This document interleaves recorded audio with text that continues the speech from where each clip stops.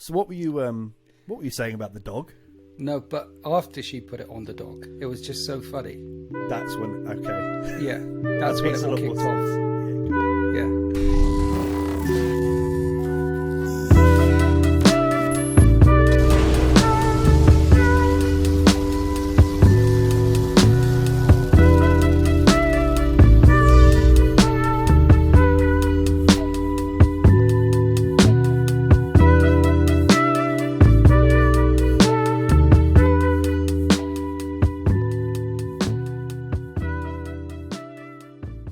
Welcome to what is this? The STC. This is the Storytime cast, isn't it? It's not the STD. We already said that. You go down to the docs for that. You say the first two words. Come on, let's do. Okay. Story time. Pod. Cast. And then that's you, yeah. Yeah, so it's ST. I get it. Yeah. It's that troublesome P, isn't it? It doesn't quite work with the thing we're doing. Sometimes you just need to lose a P. Exactly. Yeah. I'm always getting in trouble with P's. Yeah, just when I'm out and about, just walking down the street, and all of a sudden it's just like, well, you got to do it. Last one, running around your plate all over the place. That P, yeah, little bastard. And I always eat with chopsticks, so it's extra hard. It's just pushing it around and all that kind of stuff. But that trains your fingers to be kung fu, like 1-inch kill, because you are a Jedi Master. I am, and I actually saw a man who has a bee. He has a beehive, and to defend his bees, he has to get rid of wasps. Wasps come along, and they do. I don't know what wasps do. They think they just invade bee places and ruin it. But he was showing off his skills. He was catching wasps with a pair of chopsticks. I thought it was awesome. Yeah, and at the end of the video, he hit one with a bowl. I'll send you a link later. But anyway, this is the STC. It's episode 3. Here we are. With a little bit of a change. We've kind of switched to doing it monthly, haven't we? So the first week of the month, you're going to get an STC, not an STD. Yes. But it's basically, we're waiting for questions to come in. We've got a lot of lore to go through, but we don't want to flood you with it, because we need you to process it and take it in. So first week of the month, which is now. In the meantime, if anyone else wants to listen to some more of your dulcet tones, along with some of the members of the Hobby Apocalypse, then check out the Finecast podcast, which Warsmith Chris will tell you all about right now. Yeah, if you go over to bonemagic.com, I'm doing it. We go over to bonemagic.com, you'll find all the things there for the Finecast podcast. It's actually on like everything now. We've just got it. We've pushed it out there. It's on all the things. So a few people have said, the STC, it's only on YouTube. I'm like, yeah, it's only on YouTube, but you can listen to us on other things like Spotify and Google Podcasts and Samsung Podcasts. You just go to bonemagic.com and follow the links, and you can listen to the Finecast, and you'll have Sultan. And that's every 2 weeks. That's every 2 weeks. Do you listen to the Finecast? I'll put you on the spot. You had to listen? No. It's actually really bad, but, we do it. We're sticking with it. It's Brap Scallion and Sultan and I, and we talk about all kinds of stuff to do with 40k. But really, it's not anything to do with 40k. It's just a rough premise for it. It's so, Brap. If that sounds like your thing, puts me off. I can't imagine how you ever get a word in. It's awful. There was an episode recently where Brap couldn't turn up. It was just me and Sam. We had a really nice time. We sat down. We had a good old chat. Yeah, listen to that one. You'll be great. But then there's one before that where I couldn't. No, it's 3 weeks ago now. Is that one? Is it? And if you go 4 weeks ago, it's just Sam and Brap. So no. Yeah, I'll check out you and Sultan. That'd be lovely. Yeah, you'll really enjoy it. We had a very nice conversation. Like very Finecast. Yeah, was a piece of crap. Are you saying it was? Yeah, that this is the piece of crap podcast? Is that what you're? I mean, there's a reason why we call it the Finecast. Yeah, it's right. Okay, it's just like the famous GW product Finecast. So very disappointing, and it's jazzed up to be something exciting. But when you get there and you actually have it, it's just covered in shit. It's awful. So aim for disappointment, and then you can only go up from there when you watch the Finecast podcast, available from all good newspaper outlets. All the things. And we're currently doing a 40k Top Trumps 4-parter. So if you're interested in listening 4 times to the same topic, pretty much, it's the podcast for you. But this is a different podcast. This is the podcast where we talk about lore and stuff. But we've already said we don't talk about lore on the same level as Luton, because Luton's the God Emperor of lore. So if you want the next step down from the God Emperor, shades. He's got Malcador, shades that's on. me. Yeah, It's Malcador. Yeah. So this is the other lore place that you can come to. And we started a little thing. I started a little thing, just because that's what I do. I come up with things and we just do it. Last little episode, little tiny things. Last episode, we talked about the war in heaven, didn't we? We did, yeah. Yeah, it was about all the things that happened there. The episode before that, if you want to go back to the start, if you haven't seen this before, it's all about the 13th, Winter's 13th. But then when we started proper, I took us right the way back to start. We did the war in heaven, talked about some stuff and how important it was. Now we're going to go to the little bit that happens in between that and kind of the world that we know in Horus Heresy and 40k. So we're going to talk about what happens after the Necrons have had their giant war, and the Silent King goes off and has a weep, right? And he tells all his he says to all his guys, "Go have a nap. You've earned it. We accidentally wiped out like all biological matter, pretty much. Go have a nap. There's some stuff with some slavers, and that's bad. But essentially, everybody goes away, and the Eldar, for some reason, take the opportunity to have their golden age and take over the galaxy, and they're all fancy and all this kind of stuff, right? So that's what's happening. Meanwhile, humans on Earth just start to evolve, right? Because this is going back a long time. You skipped a bit. Okay, I skipped a bit. You fill the bit in. So I'll get us from the war in heaven to now to today in October, right? Okay. And then you can get us from here to the Emperor. All right. So you pass. Okay. So the dinosaurs are gone, and it's all very bad. Nuclear winter. And then there were shrews that turned into mammals, that turned into monkeys, and then fire happened, and writing, and things generally went downhill from there now. Yeah. Then there was something called there was lots of sacrifice. Then there was an industrial revolution, some yo-yos, Rubik's cubes, AI, people firing rockets into space for a hobby, and here we are. There you go. That's up to us. Yeah. Oh right, okay. So, some of that sounds cool. So we were shrews, and then we were monkeys, and then rockets, yeah. Okay, because cool. there wasn't. So, you see, because the shrew market was crowded.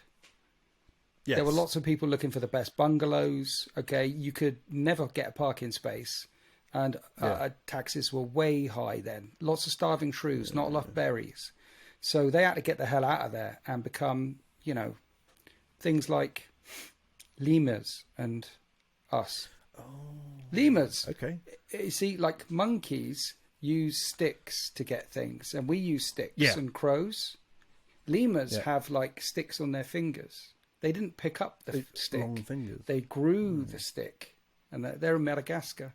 See, because that split away, and they didn't develop stick technology in the same way. They're like the Mechanicum. They adapted themselves. Yeah, so they became the tools that they need. Okay, that's cool. To get quick question to here. Those tasty treats inside the bark. What? Hello. Yes, you're going now. You're going from. Go on. Question. I am, but I need to ask you a quick question. So the Emperor doesn't actually come into our tale just yet. He comes in a little bit later. But am I right in saying the Emperor is actually around still? He was he kicking about still? Was he like an unknown thing hiding in a cave, or do we know where he was during these times? Well, humans. We we were shrews, and now we're like we are now. Then in the future, some of us will have like a third eye, and some of us will be psychic, and some of this will be genetically, and so the evolution hadn't stopped, the psychic awakening and all that. But some was happening back here as well. So some people just don't die. Some people live for forever and ever, and even if they do die, if they get knocked down, they get back up again.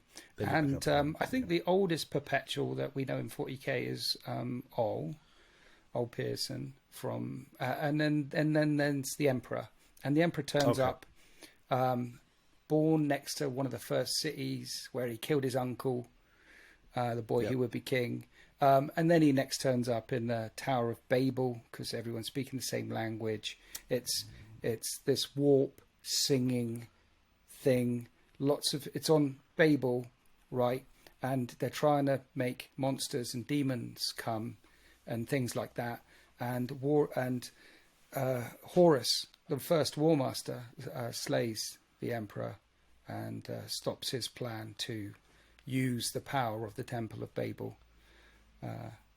Tower of Babel. That's right. So he's old. He's been in a few books. The Bible, you may have heard of that one. He's in that. Yeah, I've heard that one. Yeah, because the Tower of Babel's in that. So yeah, and he's also in another book, George and the Dragon. You heard of that one? Yeah, so I've heard they deal of with that that quite exclusively in Mechanicum in the Horus Heresy. He's in George. He's in the Bible. He pops up in a few books here and there. He's in some of the Asgardian tales as well. He isn't in a Stephen King novel though, but you think he'd fit right in there. Yeah, I reckon so. So he's about. Yeah.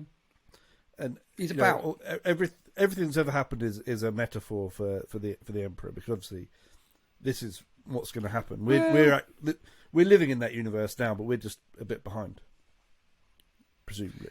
Yeah. So, but how much he influenced the story of man is up for debate, because there were other perpetuals as well. He was one, and he was always amongst the most gifted of his kind back then. He has a great sense of humour. Everyone says he's got a great sense of humour. It isn't really until he steals fire from the gods at Moloch that he ascends to the next level. But yeah, you take us from 2022 to 30k. Then go for it. All right, so we figure out how to go into space, and we put some people on the moon, and we invent like the Xbox and things like that, and it's all really cool. And then we eventually we actually make it into space. Now we don't know about warp technology at this point, so when mankind eventually goes to the stars, we're just doing it old school. We're basically just going out on engines and stepping into freezers and stuff, and going on extra long journeys, trying to find planets to settle. And we do manage to find planets to settle. And during this time, we send out scouts. We find these planets. We send out these long voyage ships. They land on the planets, and then basically it's a one-way trip. So you go. I don't know how long you go in there for. Maybe hundreds of years. I don't know. This happens over a long time. You land on the planet. You've got your ship, and you've got these special things in there. Standard template constructs, right? And you get a fabricator. You get out, and they're like, right, now you got to build all the cool stuff to live on your new world that you've arrived at. So people start landing on these worlds, using their fabricators, which is basically like a big 3D printer, I guess. And they type in they use the STCs, and they type them in. They start printing off these like exosuits and all these cool stuff, and mining suits and work suits and all this kind of stuff, right? So, and in the future, as far as I'm aware, that's like stage. That's stage one. Stage two is, of course, send out thinking machines, STC machines on their own. Like the far future is a glorious Eden-like paradise on many different worlds. Also many horrors, and we'll have our first alien wars and stuff like that. But in the that's a few thousand years ahead you're talking about, but 10,000 years ahead, you can have planets terraformed by STCs and everything lined up, ready to go. The Starbucks is set up. They've got the production line rolling. They know what they're going to trade in, and then you can go out there and you don't need to learn how to make anything. You got this thinking machine that you can say, milk two sugars. It knows exactly what you want and makes the cup too. And you're essentially you're printing stuff Star off. Trek. Yeah, yeah. You type in if you want a restaurant style lasagna. It's better. Yeah, you go to the thing. You go restaurant style lasagna, please. You get it. Yeah, just like Star Trek. So that's happening in the 40k universe. Sounds pretty cool, right? Everything's going good for humankind. They've got their best scientists on the job, engineers, blah blah blah, and that is like a golden age for humanity. We're spreading across the stars, we're colonizing planets, we're terraforming them. We've got cool technology. So if I just consult my notes, I want to make sure I get all this, get the right dates for this. Well, then faster than light drive, fast FTL travel. We need to. Yeah, so I'm going to get to that. That happens in the 18th millennium, apparently, around then. So yes, all of the 40k lore going back to these times is written in a kind of we kind of know what happened, but we don't know what happened kind of thing, which is why essentially it ends up being called like the Dark Age of technology. So I also believe that this is where the proto night houses came from. So part of this process is that some of these planets that they were building on and were building these constructs on ended up becoming like long lines of nobles and stuff, right? And we started to see the first noble houses appearing around the place, which kind of makes a big deal later on. Is that your understanding? Let's just say the survivors, the Knightly House survivors that we know today, not the ones, what are they called? Imperialanus type. Yeah, those ones, not the ones assigned to a Forge World or joined to a Forge World. But the survivors of the Knightly Houses certainly can trace their ancestries back to the Golden Age of technology, yes. To the original, even to the old houses. Warp travel was invented, faster than light travel was invented. Now, that's not to say that... So, many...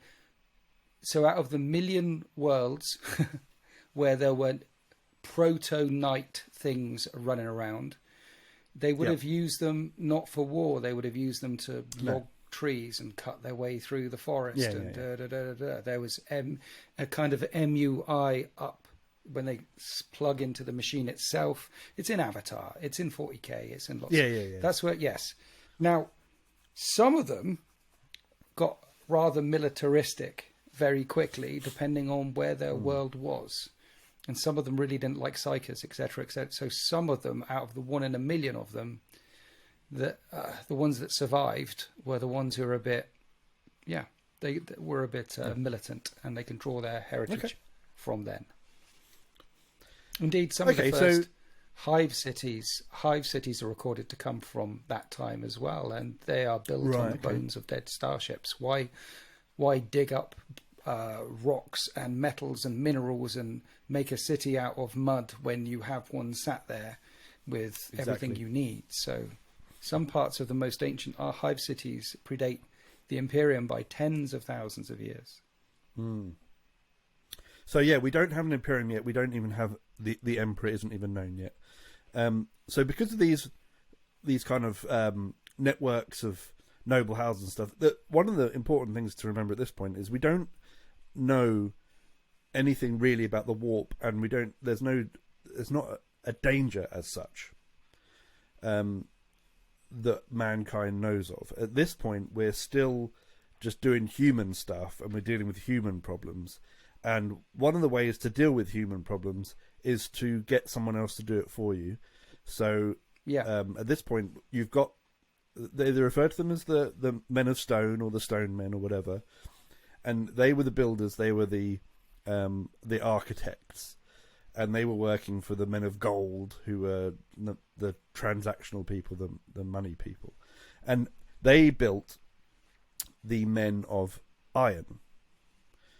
Stop me if I'm getting any of this out of context or anything wrong, but I believe they built the men of iron, which were the first robo armies, the first AI based workers for humanity, and their job was to go and take care of humanity's problems on their behalf. So they were used in a lot of places to fight the angry locals and the things that they didn't want to be around on their planets anymore. And for the most part, this was quite a successful endeavour, right? The Men of Iron were a very useful tool for progressing humanity. I think, yeah. I mean, yes, we don't really know. This is the thing. There's lots of stuff. So we hear reference to the Men of Iron, the Men of Clay, the Men of Stone, the Men of Gold. Luton suggests that the Men of Gold, we were the Men of Gold. Right. And when and in what order these happened is unknown. And also whether the warp and the navigators were invented by this time, were discovered by this time, is also unknown. I can't find a clear reference that suggests any of the Men of Iron, Stone, Clay, Gold were around before a faster than light travel. So right, okay. I think shortly after the arrival of galactic colonization and the STC project comes shortly with or around or before around that time also comes faster than light travel. Because as soon as you have something which is a thinking machine that can make worlds for you, we have got some references of some what is it, that ancient thing that, who said it, like technology that is so far removed, technology that's so far into the future will be so far beyond science as appear to magic to us. There's a quote that I'm completely butchering here, but it's very much like that. Yeah. The idea is that as soon as you get to those levels, then warp and that, I think that overlaps. And it's also, if it doesn't overlap, it's not known to any degree whether one happened before the other or they happened around the same time. Basically, there's a chunk of things that you can put into a pot of time, and that time is anywhere between 12 to 18,000 AD. Yes. These things happened. Yep. Somewhere in that who and when and how and is, It's so I think, you're on it, but it's a bit more blurry. Yeah, near the end of that period, between 15 and 18 is where we kind of get faster light travel. Well, even I've heard some sources go up to 12, because as soon as you've got some of that tech, then the other will follow really quickly. I mean, we've gone from no cars to flying to Mars in 100 years. So as soon as you've got any kind of tech that is so almost like magic, then did that happen first? And the important thing. Well, the important thing to remember then is humanity isn't subdued at this point. So our greatest minds and stuff is still around. Pointing out is, I'm going to interrupt. I'm going to talk to you. Sorry, you got me thinking. Let's do it. But the other important thing to make, we're not subdued. We're going across. I mean, we'd have the weaponry to take care of ourselves. Titans were born in this time. They weren't as cathedral-like, but Titans and weapons. I mean, Titans are essentially weapons platforms for guns that belong in starships. So we had all the guns, all the gear, no idea. And your point as well is humanity isn't completely homogenized at this point. The idea is that there are different men. There are different classes of people. There are people who are gold, people who are clay, and it's the Men of Iron we know are AI, abominable intelligence. That's where that comes from. The Men of Clay or Stone or Iron, they are a created class. Either they were separate, all three are separate classes, or all one is the same class, but they're a created class. Gene-bred, vat-born, leagues of Votan that were sent into the galactic core and said, go and mine there. And they didn't bother to poke their head out for a couple of thousand years. And they're like, why has everything changed? We know that those sort of labels, the Men of Gold, Men of Stone, it suggested that they are indeed they've got a purposeful role. So it suggested that the Men of Gold utilized the Men of Stone. So I guess it could be considered like a guild almost. So, like, the guild of masons would be something like the men of stone, the men who crafted things. Or do you disagree? No, I see it at a much higher metaphorical level. You can't, I mean, in a galaxy and in the apex of human sci, essentially what they're saying is, we reach our apex. Imagine your sci-fi universe. Well, they existed. The Dune universe existed somewhere. The Matrix universe, they all existed. You're talking about millions and millions of worlds across tens of thousands of years. The number of zeros at the end of the experiment was run is trillions times. It's a lot. It's a really high numbers. As to be near to infinity as makes no difference. Basically, we ran the human experiment a billion times. And there were guilds and there were this and that. So when you're talking about men of iron, you've got to take it at the very higher level, which is it could be every outcome. Kind. Yeah, it could be every possible outcome. And that's why some are recorded as gold and some are recorded as stone and some are recorded as mud. But the basic difference here is between humans, genetically engineered humans, and artificial humans. We had our wars against these. Now, there's a couple of the references are more strongly leaning towards we made that our men of clay, men of mud, men of stone, men of attacked we were using them to fight the men of iron when they rose up. Yep. But there's also a couple of references that leave them thousands, 5,000, 10,000 years apart. So in some part of the galaxy, maybe we genetically engineered murder machines to take on the robots. In other parts of the galaxy, we didn't. It's too big across too many times, and the experiment was ran too often. Yeah. So there isn't one history to humanity in this time. Yeah. There are millions of Earths and paradises, some playing Mass Effect, some playing 2000 and whatever, some playing Star Trek. And then it all went horribly wrong.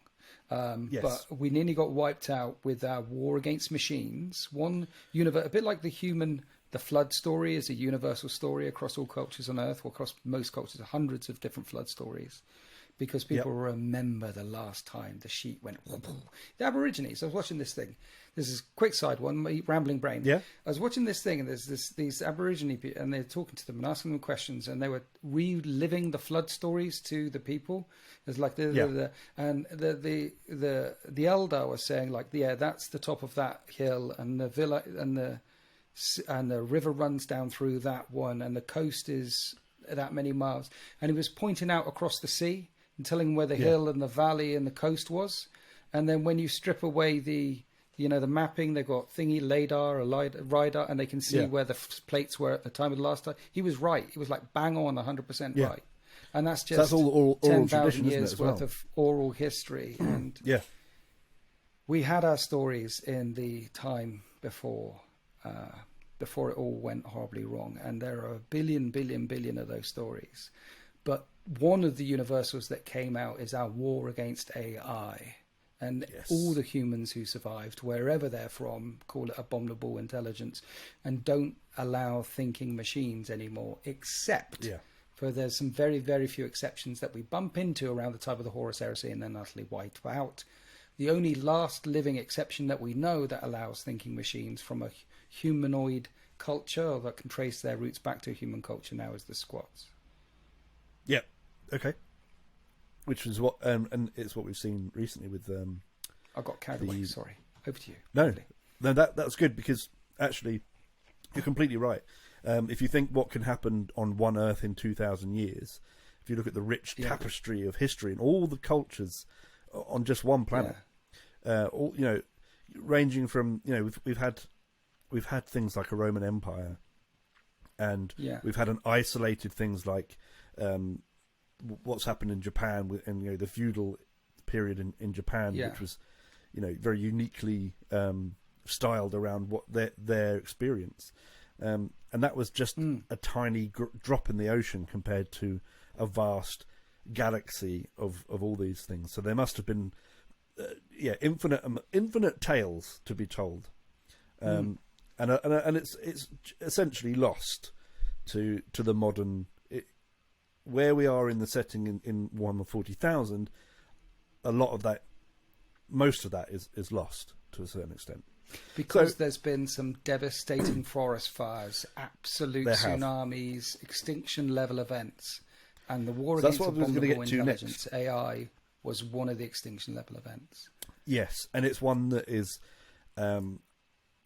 it's one of the things that floats around as a main thing now, in the modern story. But like you said, there are probably an infinite amount of other things that happen as well. But essentially, it's the old tale of man gets stronger and stronger and more capable and more capable, and our scientific understanding gets bigger and bigger, and eventually we build our own destruction. And interestingly, the same thing is going on in the main empire at the time, the universe spanning empire of the Eldar draws into this as well. So some say that the birth of psychers and the navigators and the weird people is kind of like that happening as a herald to what was going to happen to the Eldar, right? I don't want to go too deeply into that. That could be a thing on its own one day, but essentially the Eldar are way ahead of us at this point. They have just completely destroyed the need to do anything themselves. They don't have to do anything because they've figured everything out, right? So they got nothing to do anymore. And essentially, when people don't have anything to do, they end up needing more and more stimuli, and they essentially turned 99% of them. Yeah. 99% of them. Yeah. Didn't know what to do, so just started doing the worst things that you can do, and they became extremely hedonistic, and they did that a lot. And they are psychic beings. They are, if you go back to the last episode, they were created for a purpose by very powerful sort of god beings, or the original beings, and they have a lot of psychic presence. So when they do bad things, they affect both reality and the things they do affect the immaterium, which humans weren't really, apart from we had figured out how to use the warp. We didn't know about webways or anything like that, and we didn't know just how bad it was going to be. So when Eldar essentially Karen. Before that point, we had discovered faster than light travel. Yes. And the navigator gene was a thing, and we did discover going through literal hell to get from A to B. So the birth of Psychers happened before the fall of the Eldar. Yeah. And if you want to see what it would look like, just go watch the movie Event Horizon, and which essentially teaches you about warp travel in a way that testing. The person who wrote the original screenplay for that was a Warhammer fan, and is on record saying that this was his idea in Event Horizon was inspired by Warhammer 40k. And it had to be. There was no two ways about it. Yeah, and there's 20 minutes of lost. There's always because Event Horizon has become a cult classic over time, and there's 20 or 40 minutes of lost footage which was burned. Which is never, and the bits of them eating their hands and things like that, the hell scenes.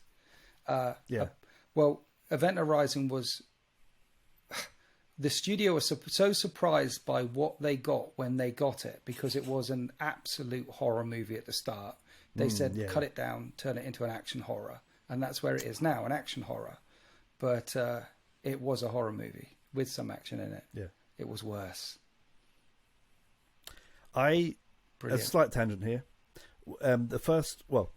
Not actually just after I watched Event Horizon for the first time. I loved Event Horizon when I first saw it. I was the right age to really love the cheesiness of it at the same time, because watching it now, I still love watching it, but it's a lot cheesier than I recalled at the time. But I had a dream where I very vividly and realistically walked out of my house, walked down a street, It was all in real time. Everything was exactly as it is. And I looked into a house, and the people eating themselves scene was taking place in a house, and I could see it through a window. Brilliant. And it was horrifying. And I remember that to this day because it was traumatic. It was a traumatic dream to wake up from. A traumatic dream. Yeah, unless it was real. Brilliant. I wonder what your psyche was trying to tell you. Maybe you're just really hungry. Yeah. Maybe you really fancy the chicken. And I imagine humans taste like chicken. That's because the computers forgot what chicken tasted like. Yeah, that's exactly it. Yeah. So mankind were exploding out across the galaxy while the Eldar were imploding. And during their implosion, they had the webway, which is outside of reality, and they could do everything they wanted in there in the Dark City and stuff like that. Yep. The guys, the less than 1% of Eldar who liked yoga and ate healthily and got up on Sundays, they decided they could see it coming, and they left for the Exodite stars, and they decided to set up their hippie colonies out there to annoy Cartman, sorry. If they stayed out there, and then you had some others that weren't so hippie-ish, but they were like, they could actually focus on some things, because Eldar head, body, and spirit is in union, and so they feel their heart rate's 5 times faster. They don't get diseases because their immune system is so quick. They live they're basically immortal. If they feel something like music, they feel it much more than us. If they're determined to do something, they do it. Every single one, they're quicker, they're faster, they think stronger, they think harder. They're like us on lots and lots and lots and lots of drugs. They're like an Eversaw assassin before he explodes. That's what they are. And so they ripple in the warp, and some of them decided, like, I'm just going to focus on this path. Just this one thing, and focus really, really, really, really, really hard. And the ones who managed to pull that off and get a few other people in them with their death cult as well, like Eldrad Uthwain, and Yvraine wasn't born then, but she's another death cultist. But, all these people that go away to the hills and they hide all the VHS tapes, and they say, we're going to focus on this thing, and this is the way, it's only focus, and they all go there, and then the FBI end up raiding them or something. The ones that did that and didn't eat their own hands, they managed to go, they went out, and then boom, in the little swirling death cult of thing that had been going on for millions and millions and millions of years, just as the humans are expanding, they went boom. And the only ones to survive were the hippies, goddammit, and the piano teachers and the architects and the really clever ones that could focus on just a task and have been teaching the rest of the galaxy. Look at us. Aren't we so clever? We dodged the bullet ever since. And the ones who were in the webway, who are the true kin, they call themselves Trueborn, true kin. They never changed. They love it. No, but they're the actual Eldar. Yeah. But with the explosion that they called, all Eldar souls were sucked into the void, sucked into she who thirsts, except for, if you're still alive, or if you stick it in a little egg called a infinity stone, if you get your gauntlet, or if you're in Cormora and you left your soul, your soul is just a withered husk that she couldn't. It was like she was trying to lick ash. It was the last pea on the plate. It's the last pea on the plate. She can't get it, and the only reason why you're not dying, because souls are important in 40k, is you're taking the plane. You're siphoning off all the good vibes or bad vibes from other people. So explosion, implosion, big box, little box, cardboard box. It all happened around the same time, which makes another reason why it's also confusing, because the war of AI is in there. Yep. And then when the explosion happened across all the human worlds where there was psychers, where there was witches, the ones that prayed to them, oh, wow, look, it is Superman on their STC printed world that they came to 5,000 years ago, and everyone grew up the same. And there's only 100 families on that particular world anyway, because they're functionally immortal, because they can just reprint body parts wherever they want to. And then little Timmy turned into Superman and started beaming through stuff and flying through it. He was, wow, that's absolutely great. On those worlds, Timmy became a demon and ate them. On the worlds where people said, no, feudal, let's ride into battle, let's be knights, they stuck around. So guess what? At the end of the explosion, when all only the most strictest, the Puritans won, basically. Yes. Yeah. The people Aztecs that had cutting the hearts out, and those ones won. The Greco-Romans saying, hey, let's all sit around and let's philosophize. And what is a tree? And I think, therefore I am. Those guys, they got eaten.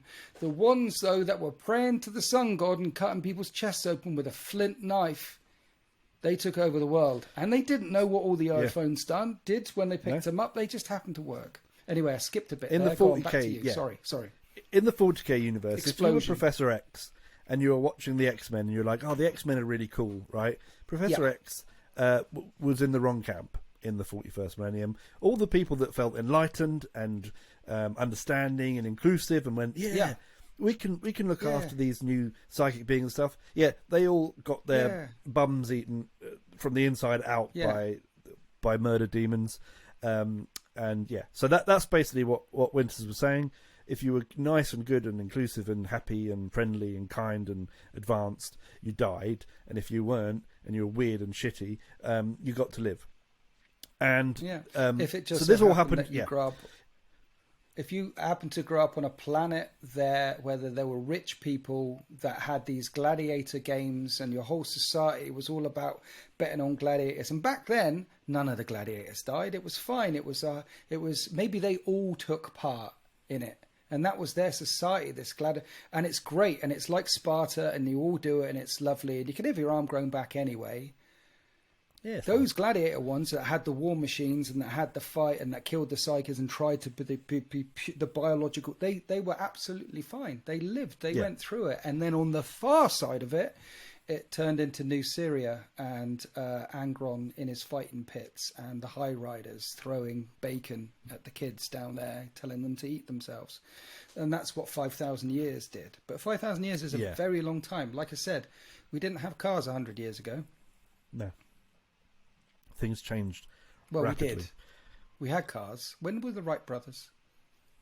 They were early 1900s, I believe. Were they? So we definitely okay. When did cars? Because we were already flying by the First World War. Cars came before flight.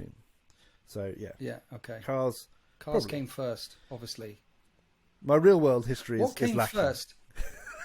The road or the car, or the chicken or the egg? Road. The road did, because we just Who went built on all it with the other roads things. though? The Romans. I mean, all the roads that exist, right? So all the people who build cars, they must build all the roads as well. Otherwise, we can't use their products. Yeah, so they built all the roads. How it works. All those businesses paid for all those roads. That's good, because that would be really expensive otherwise. Yeah, it'd be rough, wouldn't it? Yeah, it's like if I've got to play a thing and I want to play this thing in my thing, then I've got to buy the thing to put. Yeah, so they make the thing, right? Someone's got to build the thing that you play and the thing that plays it. Yeah, you've got to provide both parts of the puzzle. I think what we're getting at here... I'm glad they pay for them all. That's good. Yeah.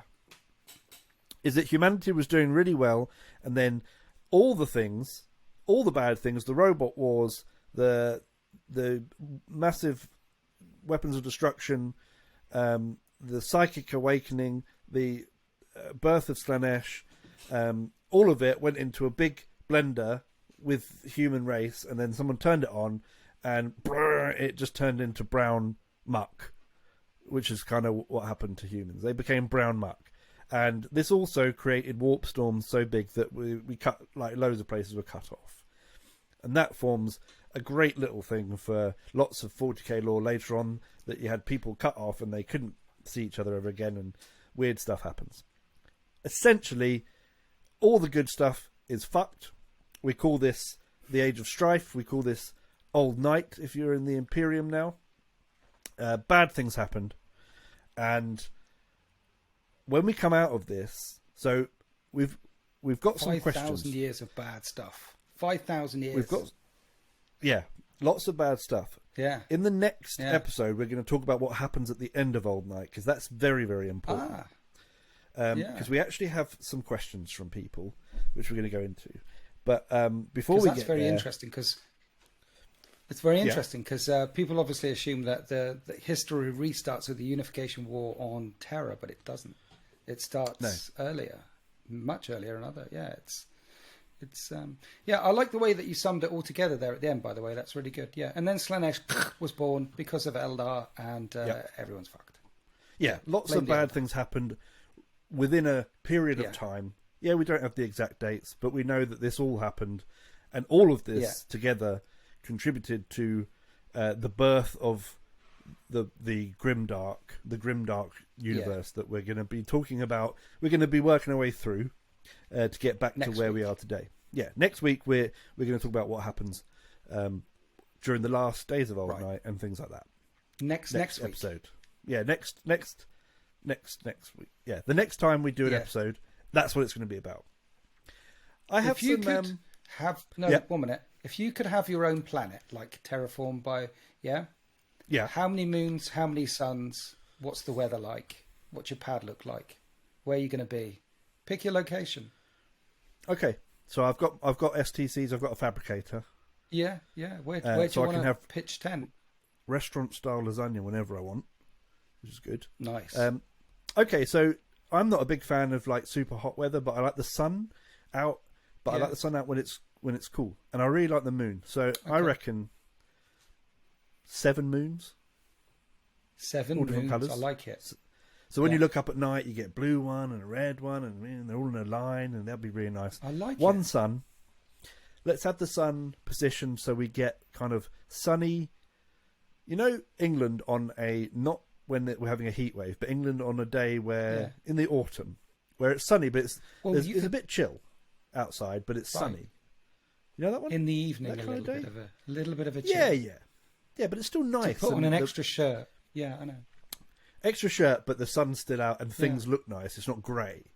Yeah. Let's have a bit of that, and let's have a nice. I think the Dark Angels had a nice setup before their planet before Caliban was really bad. But I like the idea of lots of forests, right? Apart from monsters the monsters, it was pretty nice. No monsters. Apart from monsters. No. No. So forests, a bit of sunshine, cool weather, and I think I would live in one of those cool like eco houses where it's like all glass because there's going to be no one else nearby to look in at me. So I don't like the idea of that if people can see inside. But several layers high, and just have a nice.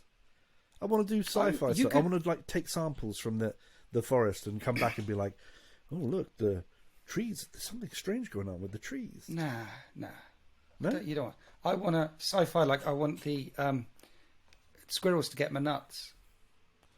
Genetically engineered squirrels. Like I fancy some nuts, and you hold out a bowl, and then hundreds of them come flying in from it, and just put all the nuts there like that. You know, that'd be nice. Would you live off the land, or would you fabricate like junk food? No, I like I'd be next door, mate. I hear what you said there. It's nice. I'd turn the seasons off though. Leave it at that temperature. Yeah. Nice all year round. Nice autumny, sort of the transition between summer and autumn. How about that? There's a trees nice are bay green down still. there though. There's a green trees. I was thinking red. Mind you, red I trees. Red pretty quickly. Green and red. You could have red, some browns, and like the autumn. Some evergreens. You said the autumn. You know that colour. But with evergreens as well, so we can have a bit of greenery, nice green grass. Yeah, evergreens, lush green grass, and a squirrels that get your nuts for you. Yeah, and a cool one of those raccoons. Seas that you see on the telly but aren't real, where it's like white sand and like really clear blue water, but it's like gentle. Nice, you can go out on a boat, but there's never like a big storm or big waves or anything. That's too much. And there would be turtles dragging behind them like scrapey things like rakes, and they would rake the beach clean of seaweed every morning. Yes. And there's nothing weird, none of the weird stuff in the sea. Like when you're walking around in the shallow bit, I don't want anything that can sting me or slimy, bite me. Nothing actually. Can we have the sea? Fish don't taste very good. How about no fish? No fish at all. You. I don't want. Because if you go down there, right, and you don't come back up again, you die. Yeah, it'll kill you. Yeah. But what if it's highly oxygenated and our lungs adapt so that we can breathe it in, and the oxygen just Yeah, because we'll adapt. And no fish at all. Some fish are cute though. Yeah, but they don't. If you go in the What's water wrong with... and it's deep, you're worried about what's underneath you, right? It's scary. The idea that in a vast ocean you look down and there could be anything there, like swimming around, nibbling at you. It might eat you. What if there's like... I just don't want it. Some fish. Yeah, but what about Nemo? Did you watch Finding Nemo and go, fuck you, Nemo. It's your fault you got lost. You should have listened to your dad. Look at you. Yeah. He would cause stress and anxiety, wouldn't he? Irresponsible. That's all he does. Yeah, he's irresponsible. Irresponsible little fish. So you're down with that. You're going to live in that same planet. We're going to terraform this planet. Yeah, and I love it. Yeah, that's cool. All right, cool. I like that. And we can call our planet Atomic. Welcome to Planet Atomic. Planet Atomic. How cool is that? Yeah. Enjoy the moons. Enjoy the moons. Yeah, they're great. We don't need to go names. There. Yeah, they've got names. And we can make cool sweet names. love under the stars at night. And then eat restaurant-style lasagna. Yeah. Sorry, and I'll pick it off your chest. I'm like... yeah, sorry, I'm getting a bit... Anyway, where were we going? I got some questions. Mind you, I'd have to pick the bit of hair every now and then if it got stuck on there. There's a lot going on here. And if it's sweaty, if we get sweaty, then it's just... all the loose ones will just get stuck to each other. It's okay, but we'll have an animal for that. You'd have trained some hummingbirds which will come all over and you wouldn't even get in. You don't have to ever wash again because there'd be fields of hummingbirds that come up to you to pick each sweat molecule off or each bit of bacteria whenever. They lick you as well. Yeah, little lick. They've got those weird tongues, haven't they? Yeah, that'd be cool. I do like good licking with a weird tongue. It's nice, isn't it? Because you can get your lollies and things when you get it right, like in a cornetto, trying to get the middle of a cornetto out without breaking the edge of the cornetto, because there is a limit to your lick depth versus edge of cornetto viability. It becomes precarious over time and soggy. If you try and crunch it down, there's a risk that you'll go too far as well, and then it's all over. So it is difficult. The trick is to try and get as much out with zero crunching. And if you do it really well, you can get it all out with zero crunching, and then you can start to turn the cornetto around and try and get off as much chocolate from inside the cornetto. The end goal is a perfect ice cone, thick sugar cone. That's the end, with no chocolate, no ice cream in. I've never got that far because you can't. I've never tried no matter how. What? We all have, surely. No, I'm going to get some cornettos. I want to report back about this. I'm going to get some cornettos. Okay. I'm going to try it. I want to see how hard it is because it's a struggle. In my mind, that's a lot of depth. I don't know if I've got a lot. Yeah. I don't know if I've got the reach. No, it can't be done. Okay. Well, I'm going to try it. It's one of those. It's one of those impossible tasks, but your body is your mind and your soul is better for trying. Yeah, it's the journey. Yeah. Questions. We've got 3 questions. I'm going to read them to you. You're going to tell me whether you want. Yeah.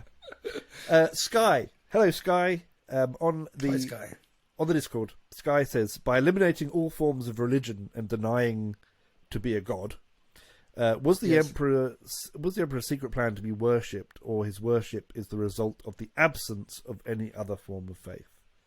Did I make sense? Did I read that all right? It didn't make sense. Yes, it's perfect suggestion. Yeah. So the Emperor never does one thing. The Emperor does many things with one thing, or many things, many ones, many times. You can never say that the Emperor did this because of this. That's been shown. The Emperor did this because of this, or if this, then this, or if this, then that, or if this. He will play his hand and put that card down or move that chess piece if it is a better position for him. So there's 2 reasons for wiping out all other religions. And of course, one of the primary reasons, and the primary reason, is we know from the law that religiosity drives the warp. Belief itself, and belief in demons or higher powers other than science, other than the imperial truth. The warp feeds off of that, just as Eldar souls resonate in the warp really brightly. Ours do too, and the Leagues of Votan and the Tau do not so much. So take away some of their power. He is in a quest, a war, a battle against the demons in heaven.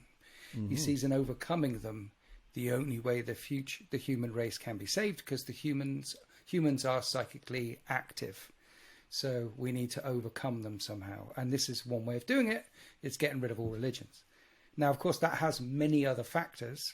And the other big significant factor it has is, if you have a whole species of human, a whole civilization of humans, millions and millions and billions and billions and billions, who don't even know what religion is, in the same way that I barely know geography, in the same way that Chris barely knows, what don't you know? I'm looking at you and I'm going, carpentry. Carpentry, just don't get on with it. Yeah. But obviously you're in there, you're ahead to particle physics, he knows. Yes. But carpentry, not so good. People who just don't know religion not as a belief, but as a topic, the idea, the notion of believing in Father Christmas, even the idea of believing that something that doesn't exist exists, or the Tooth Fairy or whatever, is gone. If you have that society and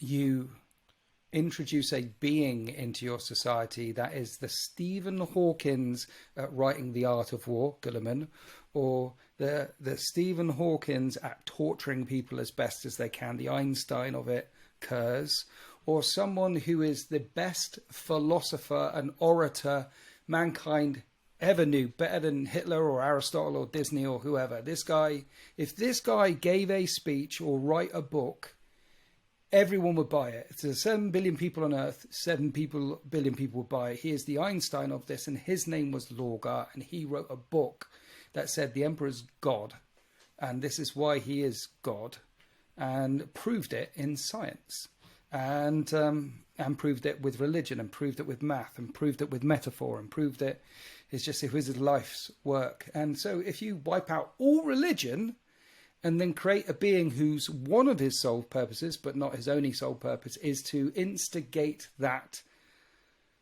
ticking clock, it means that, well, if you defeat chaos, you can stamp that out later. And if you don't defeat chaos, then you've got this trump card that you can spring across a whole galaxy of trillions and trillions of people who don't know anything but you and your power and what you did. And the words speaking to them are all the best philosophers and speakers ever raised on Earth in one person, as if it's directly talking to you. If you read the Lectitio Divinatus, you will believe the Emperor is a god. That is proven again and again and again and again and again throughout the Horus Heresy. There isn't anyone who picks it up. There are a couple of characters who scan a page or two. Literally 1 or 2 of these that we know of. People like Garrow. I think he even just threw it away. But if Space Marines pick it up and read more than a page or 2, they believe. Okay. And you get Black Templars and all sorts of things. Also, he actually knew the first of the living saints, and he saw literal demons and fought them. But anyway, yes. So there's that. You can see 2 reasons in there, beautifully put together. There's causality there. There's an Emperor's plan, which isn't a thing. It has a couple of things and that is, don't believe in anything. Okay, so I'll shut. That was my thing. No, that was. I answered a question. You did answer a question, and it goes back to the thing you were saying earlier about technology and the fact that when technology becomes so separated, then people will believe it's magic, right? Because it's so far beyond. And the way the Emperor works is also like that, in that the plans and thought process behind things are so far beyond that it's not as simple as, did he do A because of B? Or did he do B because of C? It's that everything is mapped in infinite possibilities in advance. To be an entity of that power, you have to know much more than just trying sort of an act and the cause and event and things like that. So Yeah. Anyway, the cross-time thing is very important as well, because the Emperor's a kind of guy that would raise up an entire civilization, and for thousands of years the civilization thinks he's absolutely awesome, and then he drops nukes on them. Yeah. And what he did was he bred up this entire civilization for thousands of years so that they could make the nuclear technology, but no one else could know about it. So he'd nuke them off. You know what I mean? The plan. Look, my plans are not the same as they were when I was 4. Are your plans the same as they were when you were 4? I just wanted to do a law podcast when I was 4. Yeah, okay, so they are. Here we are. But they're not the same for me, they are for Chris. And they're not the same. My plans tomorrow are not the same as they were yesterday. So the Emperor's plan also evolves and changes over time. It's not a plan, it's more an idea, more a goal, more a mission, more a thing. And the amount of moving parts, to rule them all. There's so many and it's so vast, is that nothing in the 41st millennium is constant for any amount of time. There's no. This is how things are going to be. It's in a constant state of flux. There's a constant state of war. So things are always changing. Hopefully that's I'm sure we could go on with that individual question for quite some time, actually, and get quite philosophical on it. But for the purposes of time, we've got 2 more. Okay. This one's a bit more of this is a bit more of a creative question. It's from Hangalafet. From the perspective of a remembrancer, what would be the worst assignment? Night Lords. You? It's got to be Night Lords, hasn't it? It's got to be. Next question. Yeah. It doesn't really need explaining, does it? Very bad. Night Lords. I don't think any of them... Did any go to see the Night Lords? I don't remember reading about Not that we know of. No. Not that we know of. I don't think we know... Oh, no, there was that one guy. Yeah. Yeah. Probably every now and then Kurz felt sorry to him and put his leg back, but sometimes on the wrong way around. Yeah. And funnily enough, it turns out later on that the Night Lords would probably be the best chaos the best of the traitor legions to be enslaved by down the line for different reasons. Some of their warbands anyway, whereas nearly every other legion you'd have a horrible death. But if you've got the skills, the Night Lords would still utilise you, as we've seen in the ADB trilogy. But anyway, not going to get onto that because I love that. The last question is from Dante. Back when I started in 3rd edition, there was a codex supplement for rules for Armageddon that had Ghazghkull Thraka. And I thought he was vanquished by the Imperial forces. I then dropped out of the hobby, re-entered in 9th, so that's a long time. A similar story to a lot of people, but with 8th. And Ghazghkull is back. What happened there? And is he still beating up on Yarrick? I know a bit of what's going on here. Do you know exactly what's going on? Because you might be better. He was mostly dead, wasn't he? Mostly, mostly dead. Got his head chopped off. Yeah, you go for it. Okay, so Ghazghkull doesn't mind having his head chopped off. He can survive that. He can just be a head. That's cool because he is the prophet of the War. Essentially, what happens is he, being an orc, he decides there's bigger and better things to do once he has his body back. So yes, the Imperium messed him up, and yes, Games Workshop realised that Ghazghkull Thraka is a really cool character and was a cool model and wanted to do other things with him. So he came back, and he basically he's the prophet of the War. He receives visions from Mork and Gork, and he, I believe, instigates an even bigger war. I think he's still got boys harassing Armageddon, still doing stuff over there, but he himself goes off. He rallies everyone and he builds a new home base somewhere, and I'm not entirely sure where he stands in the story. I know that when his model was re-released, there was stuff going on in his story there. It's something to do with Octarius, Space Wolves. Yeah, there was. He's still going. Basically, he's just even bigger and badder than he ever was, and he's got more boys and he's got more people. He's getting almost like a religious position amongst the orcs now. I believe they kind of moved him into a prophet of the gods, and he can basically. I think something happens with a Morlock. He gets eaten by a Morlock, and then he rips it apart from the inside, and everyone sees him, and they're like, "Wow, he's the best orc." In the grim darkness of the far future, there is only Wa. Yeah, yeah. He's super orc now. Yeah, he got his head cut off, but you never. If you're a big, brave, strong orc and you've grown up eating your greens and you're squigs, you never let losing your head slow you down. Exactly. But yeah, they've ascended him to orky throneness now. It's excellent stuff. He's got a very cool model as well, and I believe they set a precedent for this. There's a really cool book. Oh, what was it called? The Saga of the Beast. No. There was a book that was fairly recent, and it followed some orcs that had Captain Badruck in it, and they were kind of competing over an Admech world. I can't remember what it was. It was just a really fun book, and they try out all the new buggies and stuff in it.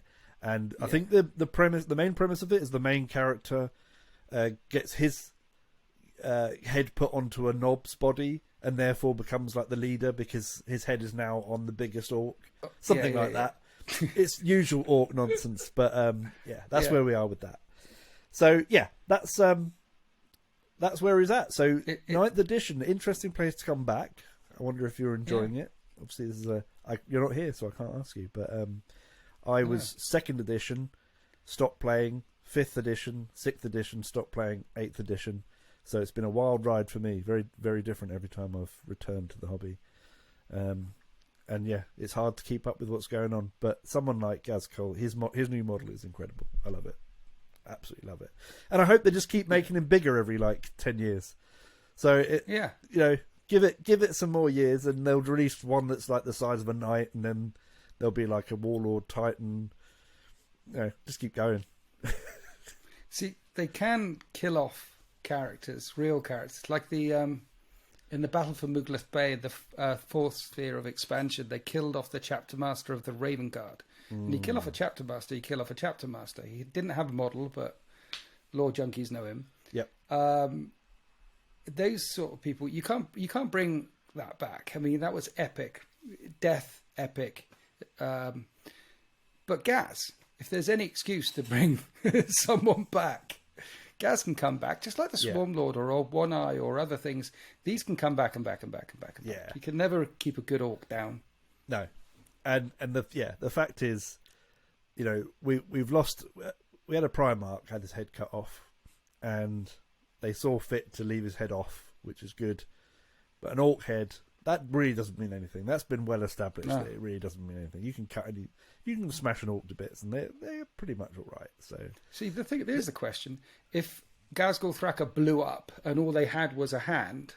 I like his next regeneration story. They stitch his hand back on another orc body, and then the hand has got some of the memory. The hand, because it's the hand of the prophet he becomes sort of a speaker for a while, but eventually he embodies and grows and becomes the new Gaz. And is it because he believes Lucius. it, or is it because the hand takes him over, or is it Evil Dead vibes? What is it? Yeah. Even Ghazghkull Thraka's left pinky will turn an orc. Just a little bit of his blood. They've got loads of different ways. And it starts taking over slowly, and just like an Evil Dead, and it starts to strangle you and stuff, and then more and more of it becomes because Lucius back. Don't ask too many questions. Yeah, exactly. Yeah. Lucius does that, doesn't he? He turns in. People kill him, and then they turn into him or something. Yeah, it'll be along those roads. But yeah, anyway. Well, Lucius and Khan and people like that, they're being driven by a different power now. Yeah, their souls are not theirs. So even when the body dies, that doesn't mean anything. They just spend a little bit of time in the old warp for a bit and come back later. Yeah, let's just say that those bodies are not animated by the power of a soul, because we know that souls have weight in 40k. This is why pariahs are so powerful. Soulless creatures, even the demons of the warp shy away from soulless creatures. What animates them, we don't know. Mm-hmm. It's one of those unknowns, like human perpetuals. Yes. It's one of the weird things that our species does compared to the other species. Anyway, I'll shut up. Thank you very much. It was lovely. Bye. It's been fun. Next episode, we're going to be joining. We're going to be meeting the Emperor, and we're going to be going on the Great Crusades, and that'll be fun. Yes. And we'll take our way up to the everyone knows the Horus Heresy. We'll see how it goes. See how much we get done. See how far we get. It might be. I mean, getting from the Unification Wars to the start of the Horus Heresy. Yeah. Okay. That's what I'm thinking. There's a lot there. We'll see how far we can go. We got a lot of techno barbarians to conquer and a lot of because we have to go back before the Unification Wars. We do, yes. We have to go back to Thunder Warriors and Genetic. It's going to be fun, men. It's going to be great fun. Looking forward to it. We're working our way through. Yeah. So join us next time for that. Thank you for joining us. I've been Warsmith Chris. This has been Winters SEO on the Winters SEO channel. Go join the Discord. Ask us questions there. Again, you can sign up for a tier. What is it? And go find cast. Oh yes, tier 2 gets you in the Discord. If you want access to all my videos, then become tier 3, and you can get them as a channel member or just in the comment zone. Yeah, and you can go onto the STC chat thing there. It's all just starting up now, so we need people to come in and ask questions. The questions we want people to ask are things like we answered today. Get into the meat of the lore. Don't ask what our favourite gun is, in Imperial weapon is. Ask us who did what and where's that come from and what's that going on, and we'll answer it. And if you ask the right question, you can set Winters off on a 20-minute rant, and it'll be great. So head over to there. You can go to bonemagic.com. Yeah. Or you might just get a no. Move on. Or we might just get a no. That has happened as well. So it swings and roundabouts. It's a risk. But if you get a no, ask another question. It's fine. I'll curate them. I'll bring them to the table. We'll see what happens. bonemagic.com is where you'll find all the Finecast stuff. And thank you for watching. You've all been very kind, very nice audience. It's been great. Love you very much, and we'll see you next time. Bye.